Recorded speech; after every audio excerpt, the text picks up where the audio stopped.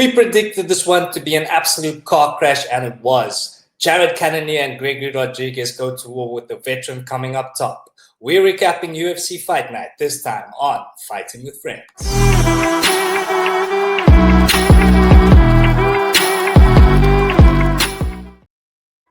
Welcome back to Fighting with Friends, the undisputed African fighting podcast champion of the world. With me today, ladies and gentlemen, I have the FWF CPS BMF champion of the world. It's Nazim Al Nino, aka Babu. Yes, sir. Yo. What's happening, Babu? Nothing much. Just the card lived up kind of to the hype that we thought from pre. But hey, let's get into it, hey. Let's get into it indeed, Brian. As always, we start at the top of the card. Yeah, and here we saw an absolute war between Gregory Rodrigues and Jared Cannonier. Like I said, Cannonier eventually coming up top, showing why he's the veteran in the game. And yeah, just a testament to his durability, his experience. And yeah, we did say if it went beyond round 3, we were likely favoring Cannonier. But yeah, Babu, before I go into it, what did you see here, bro? I thought like Robocop started this fight off amazingly, and I thought that like he looked amazing in that first round. He stunned Jared twice. Jared was like looking like out of his element a little bit. And then I remember like us talking in the group, and like when they came out for the second, like Robocop slowed down a little bit, and then by the end of the second, he just looked absolutely gassed. And I mean, this is you booking a main event. You're supposed to be training 5 rounds, at least make 3 rounds competitive, and then you can blame the inexperience of main events to say like, hey, that's why I couldn't make the 4th and the 5th. But I mean, you are like he's such a good fighter in the Robocop, and like we hope that he kicks on from performance after performance. But like I think he just got shown like what a veteran looks like. And I mean, we both watched the fight, and if you look at the stats for round 1, Jared threw more total strikes than Robocop, and it was 31 to like 26. But Robocop did outland him significantly. But I mean, Jared put in like way more effort and work than what Robocop did, and he looked more energetic towards the third, fourth round, where Robocop just looked absolutely dead, bro. Yeah, agreed. How do you see it? Yeah, those are the numbers you were talking about. But I don't know, like for you, do you think that Robocop came on a little bit in the 3rd round? He looked completely gassed in the 2nd, I'll give you that. But it was a close round 3, but I kind of had him edging round 3 a little bit until the end of the round where he took major damage, and like coming into round 4, he was pretty much a sitting duck. But I thought in the beginning of round 3, he didn't look as bad as round 2, man. Like he looked like there was a bit of a renaissance in him. But yeah, he did take a big shot at the end of the 3rd round. And yeah, early into the 4th round, he just looked like he was there for the taking. But yeah, like you said, switch it up, bro. Sorry? He just needs to switch it up. I mean, like when you look at the stats, Jared's landing 19 out of 21 link kicks. He's landing 7 out of 8. Like he's just head hunting. Yeah, I'm glad you mentioned that also, because I think I don't think the commentators really talked about it too much, but we did see on the graphics, and we can see by the numbers here, Jared really made the most of those leg kicks, bro.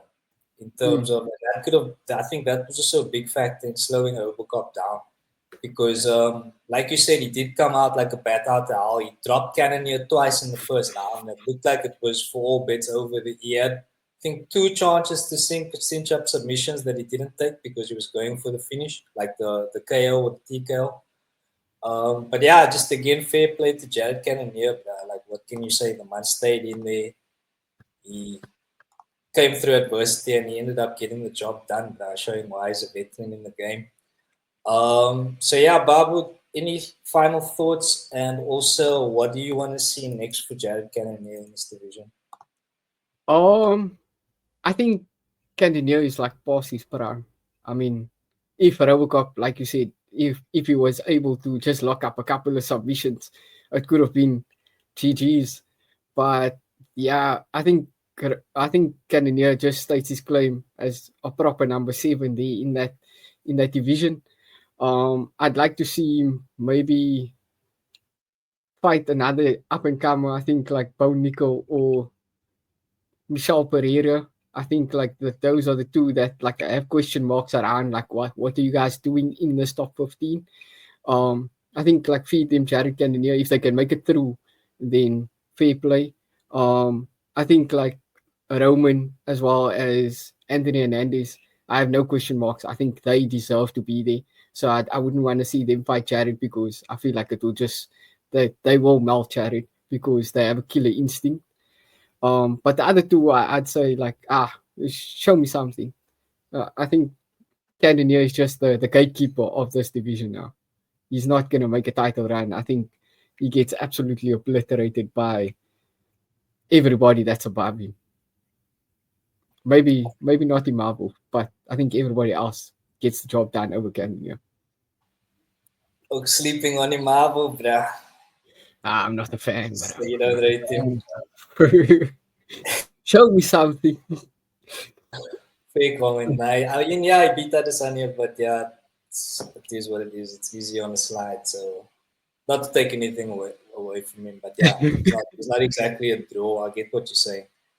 But yeah, I mean, it's a weird situation now, right? Because Cannonier wins this fight, so you would almost think that that would grant him like that he fights up in the division now. But like you said, all of these oaks smoke him, I think, and all of these oaks have fights, and he fought Baralio already. That was his last fight, so there's not really much going on. So yeah, he's probably just going to be a mainstay around the division and kind of gatekeep that top 5, top 6, top 7, well, probably top 10 in the long run, in the long term. I mean, like he's not. He's 40 years old, man. Like it's coming to an end now, and even like in his post fight, like for him to pick up his teammate is perfect because like he knows like maybe 2-3 more fights, he's on his way out, bro. You can't go through too many wars, bro. And yeah, feed him the young lions. See if the young lions can live up to the hype that they say they can. And yeah, I think he's the Killa Gorilla, bro. He's put on shows for us throughout the years. Yeah, definitely, Brian. Yeah, again, just so much credit to Jared Cannonier on the night. Really, really coming through adversity to get it done. Can't say it enough. But yeah, ladies and gentlemen, let us know in the comments your thoughts on that fight. Did you enjoy it as much as we did? And also, what would you like to see next for Jared Cannonier? And of course, Robocop, who unfortunately, I think now has to fight unranked opponents. Well, another unranked opponent before getting a shot at the top 15. But all right, then, Baba, we will keep it moving. And then we'll go to the featherweight bout here where we saw Calvin Kattar coming up short against Youssef Zalal. And yeah, it depends on kind of the perspective that you take looking at this fight. Like either you thought it was very good or it was very boring. So what side of the fence are you standing here, Baba? It was very good, I guess, when you looking from a non-biased standpoint. It was a good performance. I am a Calvin Kattar fan, unfortunately, so I have to take my emotion away from it, and I can say like, you know what, great game plan by Zalal for like how to deal with Calvin Kattar, and especially like not going into much grappling exchanges, like not allowing Kattar to be that close to you. And then, yeah, if I'm looking at from a bias standpoint, it's just frustrating, bro. Like, like you didn't wanna eat anything. Zalal didn't want to stand in the fire. You didn't want to taste that chin of his. And yeah, I think it's just a frustrating fight for him as well as like if you're a fan of him, you're like, Like, but yeah, it's just unfortunate, man. But yeah, I guess like from a Zalal point of view, amazing performance. Had a good game plan, had a good way to path to victory. Just keeping the jab going, keep moving. Never being a standing target, allowing Keita to chase you around the octagon. I think only in the third, Calvin really started coming on, but he really needed to, like, in the second already, he had to empty the tank and just like blitz him as quick as possible, keep him like in a corner, trap him, cut off, like all ways out. But yeah, Zalal was just too good on the night, footwork wise and movement wise. Absolutely agree there, Babu. And yeah, I'm glad you highlighted the game plan also there because that's exactly what it was. I think Zalal kind of knew where he had the advantage in speed. So he used that to his advantage. He stayed mobile, like you said, was never a standing target and just worked behind that jab very well. Because yeah, but I think if you're going to stand in the pocket with Calvin Keita, you're likely going to lose. I mean, I think only the elite of the division, the likes of Max Holloway, Ilya Tapuria, those guys can really afford to do that against someone like Calvin Keita. So I mean, fair play to him, but he executed his game plan perfectly. And then, yeah, like you said, Calvin Keita did come on in the third round. I mentioned to you guys this morning, like excellent cornering by Ferrasa. I'll be showing why he's one of the best in the game. Telling Calvin Keita basically you need to throw 300 punches in this round. I need you to start throwing 5-punch combos. Just get active. But like he didn't only say to him, I need more output. I need you to get active. He said to him, check your 300 punches, 5-punch combos at a time. You know what I mean? And I thought that was excellent cornering. And it seemed like if it was a 5-round fight, it would have been very interesting going into those championship rounds. So, yeah, I think just a very good example of how important cornering can be and why some of these guys are paid big bucks to be the best in the game.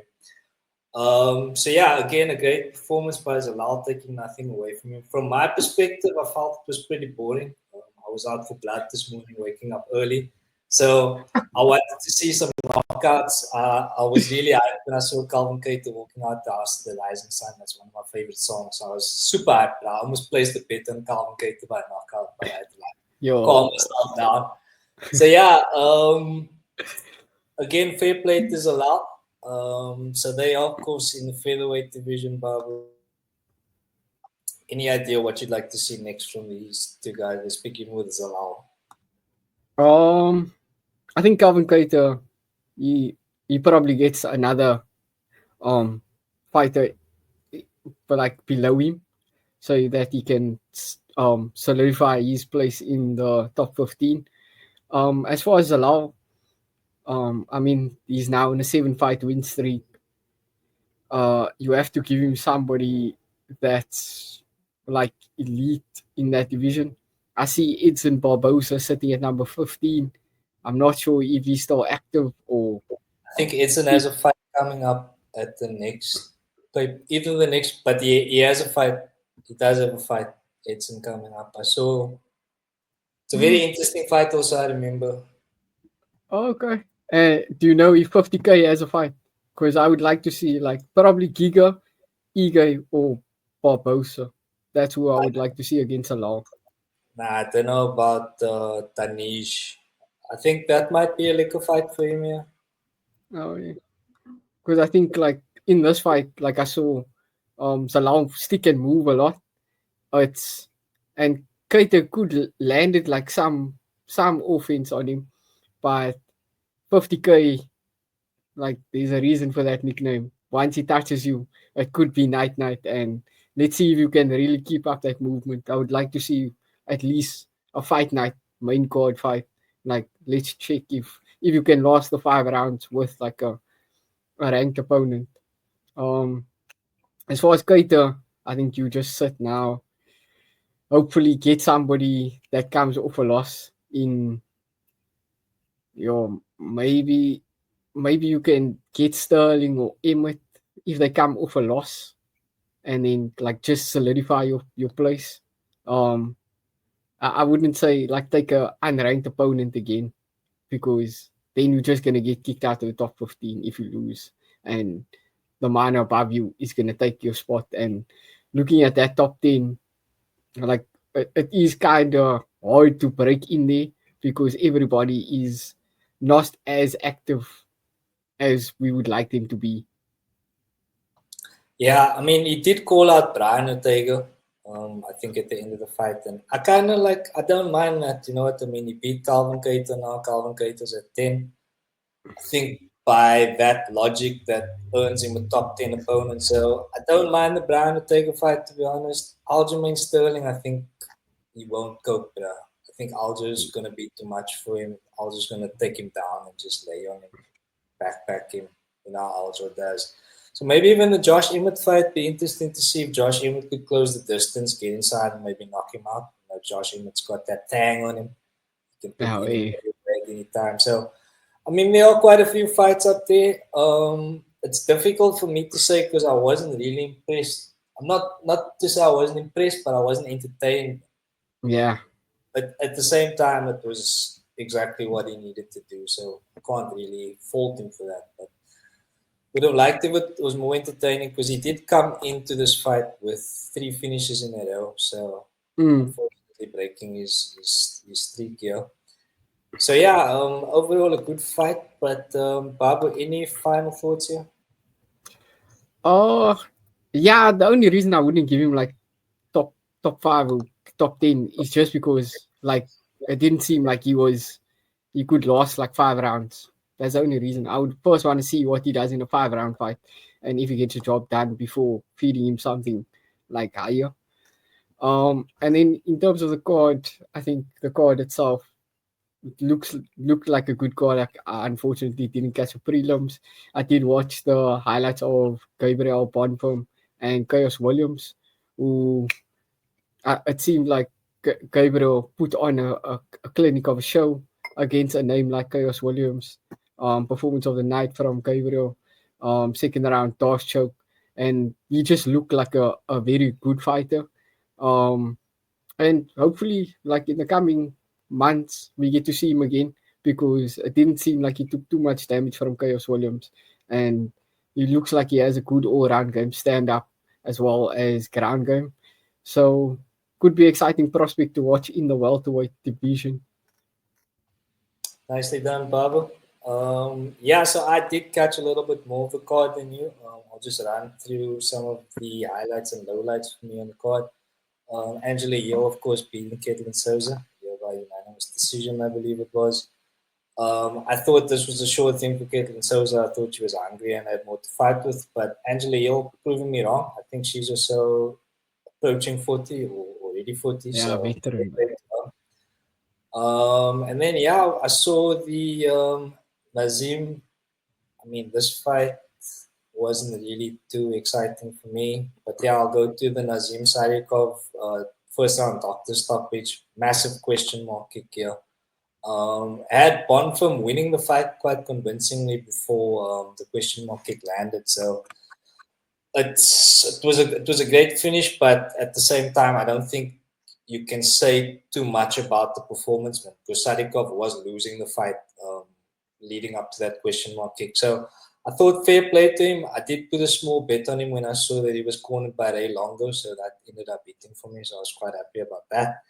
On to Edmund Shabazian, who got the job done in the first round with the right straight. Yeah, quite a spectacular knockout. Fair play to him. He keeps it moving and keeps his stock rising there. And yeah, other than that, not too much. But yeah, it was a decent card. So Babu, for a ranking for the card and any final thoughts, please, sir. Oh, ranking for the card. I guess like I only caught like some of the main card. What I did watch wasn't that amazing. Didn't blow my ear back at all. Um, I think the card overall probably like a 5, because it didn't look like there was too many highlights coming out of the squad. So like a 5, and then final thoughts on the squad is just like let let's have a translator in there next time, eh? for doctor stoppages in the first round. And then also, like, I guess just make sure like fighters can go the distance in terms of Robocop. Like, give them sufficient time to get the cardio done, get everything sorted, so that we can see like proper like 50-50 bets. And yeah, I think overall decent five should be enough for them. Fair play, Babu. Yeah, look, I was actually quite happy with the card in terms of the finish rates. What I did see, like I said, I only saw the main card. I didn't watch any of the prelim, but the main card was decent. I think probably like more than 50% finish rate on the main card. I thought the Robocop Cannonier fight was amazing, exactly as advertised. So yeah, I'm gonna give this card a 6. I'm feeling quite generous today, so I'm gonna give it a 6. I thought it was a lot better than UFC 312. Of course, Dricus du Plessis did get it done there, which we were quite happy about, but overall quality wasn't that great. So gonna give it a 6 here. And then yeah, Babu, we're gonna wrap it up then. So ladies and gentlemen, thank you very much for your time today. If you haven't made it this far, please don't forget to like and subscribe to the channel. We are on our way to 1,000 subscribers, and we'd be very grateful if you could help us make that happen. But as always, have a fantastic week, and we will see you next time on Fighting with Friends.